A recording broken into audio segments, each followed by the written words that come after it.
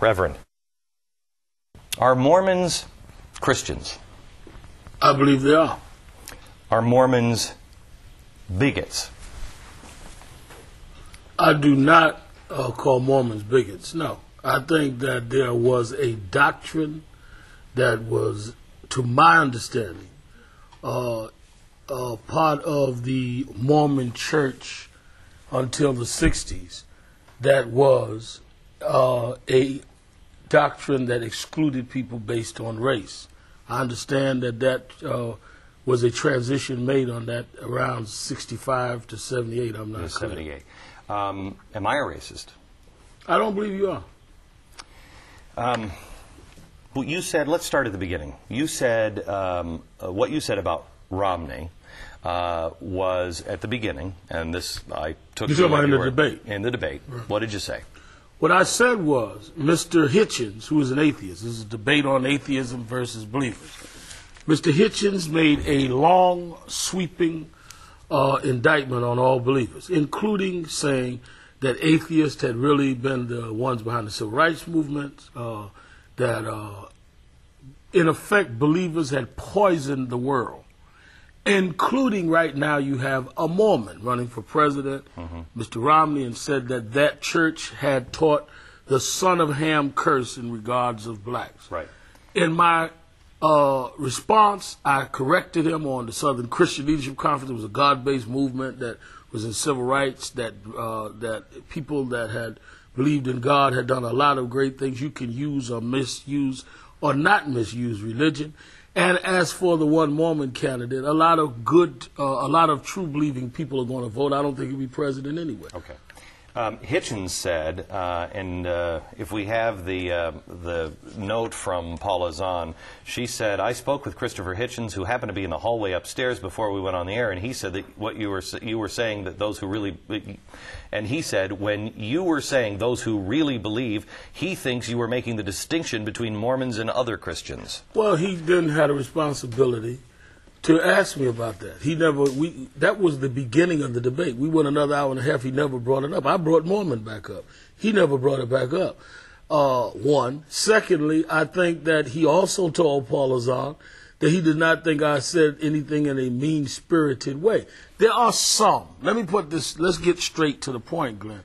There are some in the Christian faith that do not accept Mormons as Christians or as believers. I am not one of them.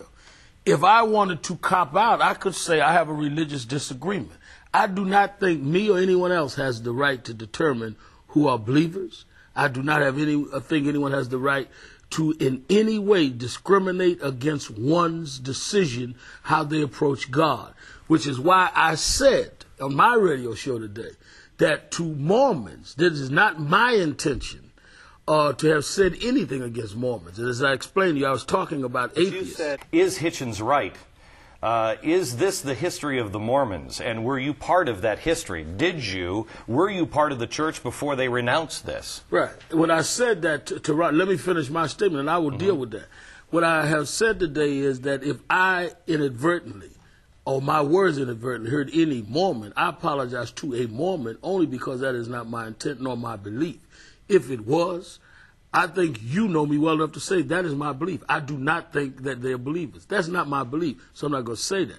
But I think Mr. Romney, who himself has had to apologize for using expressions like tar baby in Massachusetts, cannot politicize this and not answer the questions that Barack Obama and others have to ask. I think we must separate the politics of Mitt Romney from my positions on the Mormon church or the Mormon church's position in Christendom. I have no problem separating you and Mitt Romney. I have no problem sitting here not talking about Mitt Romney at all. All right. You know me, Reverend. You know me well enough to know I look you in the eye and I mean what I say. I don't give a flying crap about politics. I think politics are killing us. I think people who use statements and take them out of context and twist them for their own power and their own building themselves up to get on TV, it is despicable and it is killing us. And you and I have had a conversation about that over and over and over again. You said last night. Is Hitchens right? Is this the history of the Mormons? Were you part of that history? Were you part of this church before they renounced this? What did you mean by that? What I meant by that was for Mr. Romney to take a line that clearly was not intended to go against the Mormon church or Mormons and try and make it a racial or religious issue of bigotry. He called my line bigotry. He did not say this is a disagreement on religion. I'd like to talk to Sharpton. Honestly, Reverend, it sounds like religious bigotry. No, he didn't even say religious bigotry. Here's a man himself. What is the difference? Bigotry is bigotry. Okay, let's say bigotry is bigotry. What I'm saying is that his initial reaction was that we're going to have to talk about these things all the way through the campaign. He wakes up the next day after a political calculus and makes this political. And my thing is that he ought to be addressing Hitchens' point, not me. I'm not the one that made the charges. Hitchens did. So why didn't you say, is Hitchens right? That's what I said. Excuse me. You said, is Hitchens right? Is this the history of the Mormons, and were you part of that history? Were you part of the church before they renounced this? This is the point, sir. Hang on, hold on just a second. The Civil Rights Amendment. You know who's against that? Republicans or Democrats? You're a Democrat.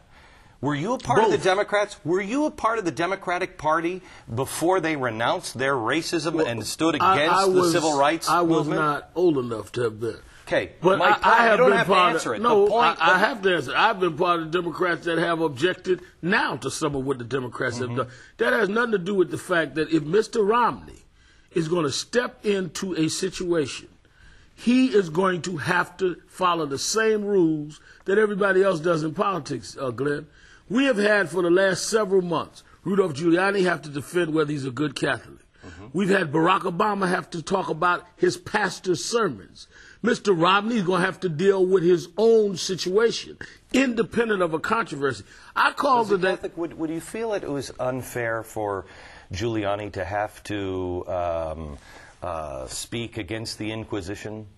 Do you think that Anglicans should speak against? I don't think past is the past. Is Mr. Giuliani going to have to deal with his position in terms of pro-choice as opposed to the church? That is today. Yeah, but Mr. Romney is talking about bigotry in a sense of Mr. Kitchen's statement. I was responding to Kitchen's statement. If you read the transcript. I did. And he went back to them. I understand. I did not. So you cannot just take Kitchen's statement out. I am taking you at your word on the first part, but I don't think that I have made myself clear with you on the second part, on what you did. But the whole discussion was around what Kitchen said. Okay, hold on. Kitchen's raised it. I did. Hold on. We'll be back in just a second.